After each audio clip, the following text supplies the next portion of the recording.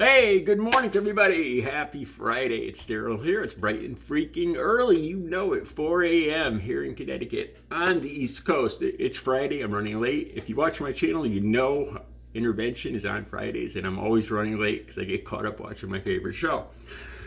So I woke up at the regular time this morning, 2:30. I started going through the news, what's going on in the news, Trump, Biden. There's a spy balloon from China over Montana right now. I'll put the link to that down below just as a bonus. I'm not going to talk about that.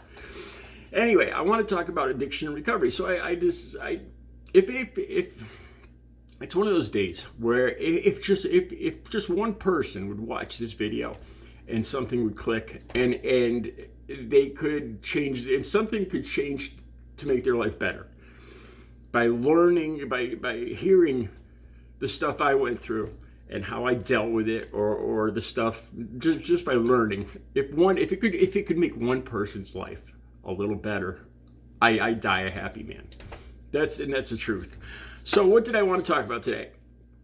I started thinking I want to tell you guys tips, signs that somebody is using in your family, your friends, your family, your wife, your husband, your sister, your brother, your cousin, whoever.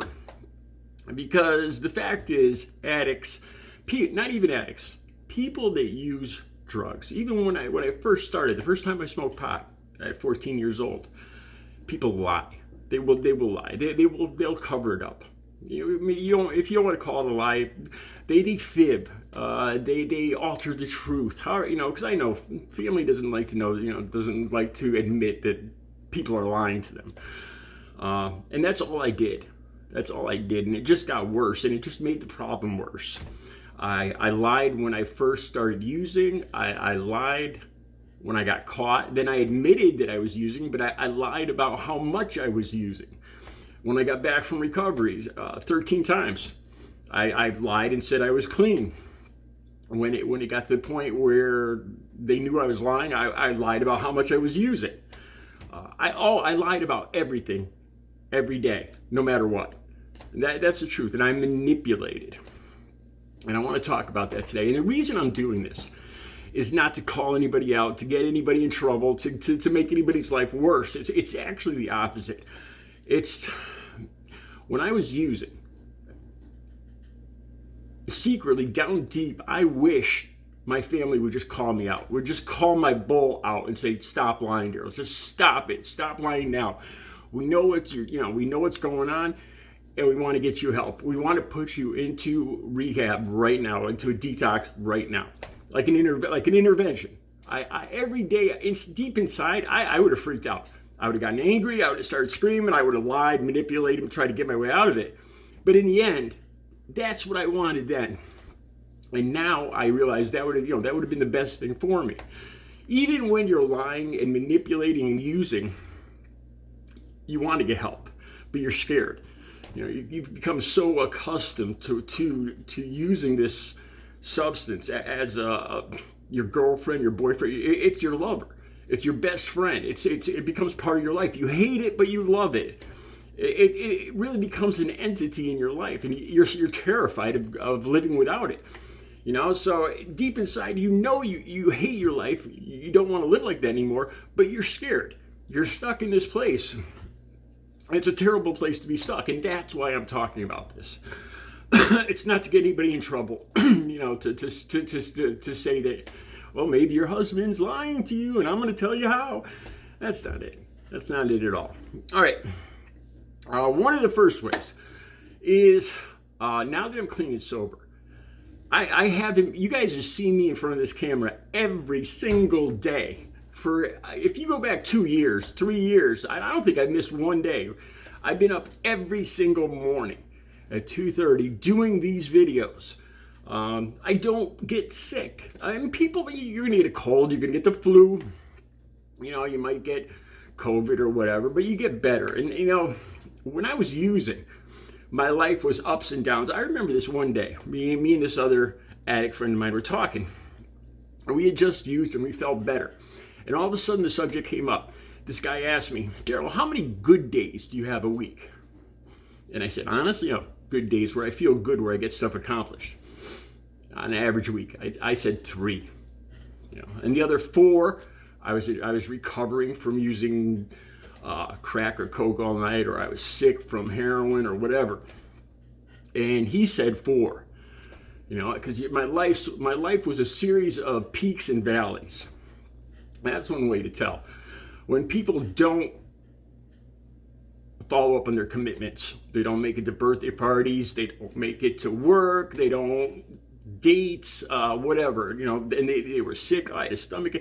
Don't get me wrong. There's times people are going to be sick, but I'm an average person with average health, and I've managed to be in front of this camera every single day. And I don't want to, I'm not just, patting myself on the back here, but this is a sign of being clean. You're able to do this. You not only able to do it, but you want to do this. You establish a routine where you are dependable. When you're using, you are not dependable. Some of the physical signs, looking tired. I wrote some of this stuff down. Sweaty. When I used to use cocaine, my jaw, this was a sure sign. My jaw and my lips, I'd make a lot of motions like that. These are physical signs. When you're using opiates or sometimes benzos, tranquilizers, stuff like that, you'll see their eyes nod out. And of course, if you ask them about it, they're gonna say, "I was sleepy. I couldn't sleep last night. I had a nightmare. I was up with my friend." When a nurse told me that, how do you know an addict's lying? His lips are moving, and I got all offended. A nurse told me that in a rehab, and I got all angry. And I told the head nurse and everything, but now I realize it's the truth. And I was lying to her at the time too. Like I said, it comes from not a place of dishonesty, but it's a place of fear. You hate what you're doing, but you're scared to do anything else. Here's one of the signs for using cocaine or methamphetamines. If you're right-handed, it'll be on your right hand. If it's left-handed, it'll be on your left hand. And this is one of the sure signs. And I don't see many other, I don't hear about this a lot.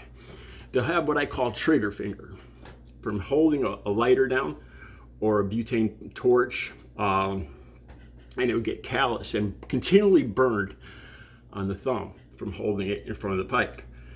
Every single person that consistently used these drugs had these, what I call trigger finger, right here, a callus or a burn right on the edge of the thumb, or a burn here on the lip. There's paraphernalia.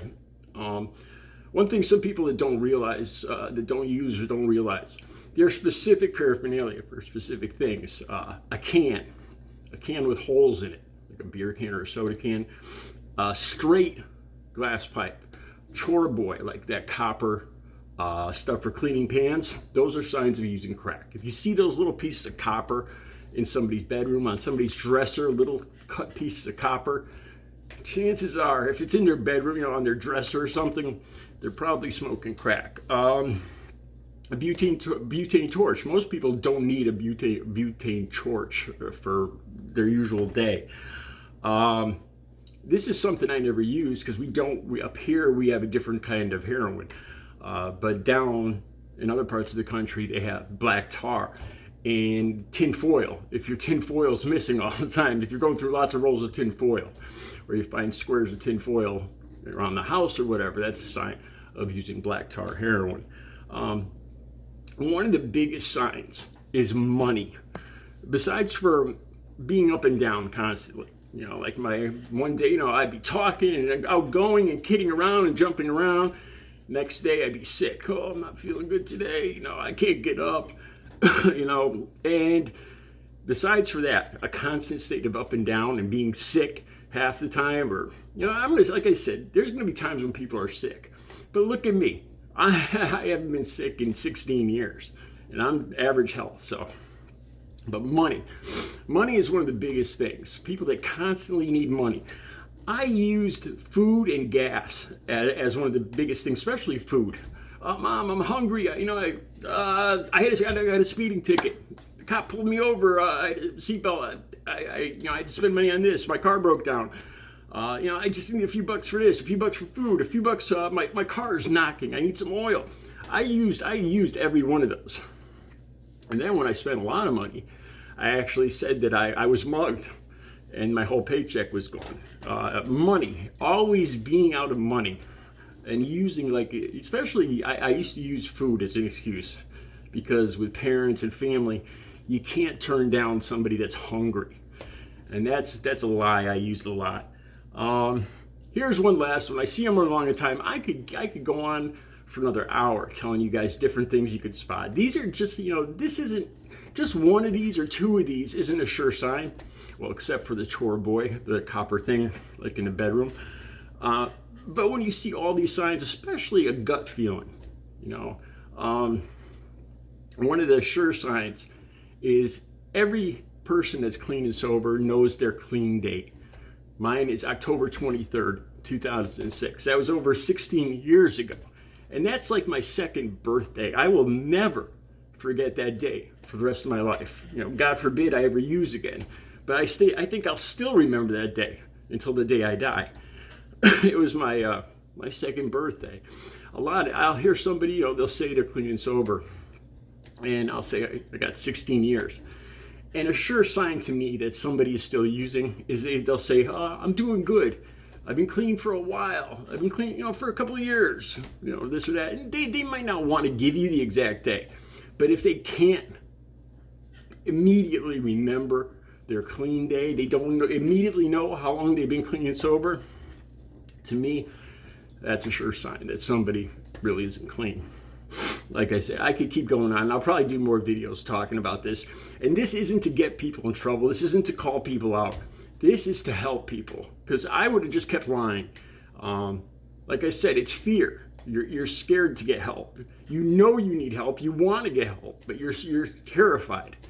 It's a hard thing to explain. That's the purpose of this video, is to try to make it obvious that some people really do need help, no matter what they say. All right, you guys have a good Friday.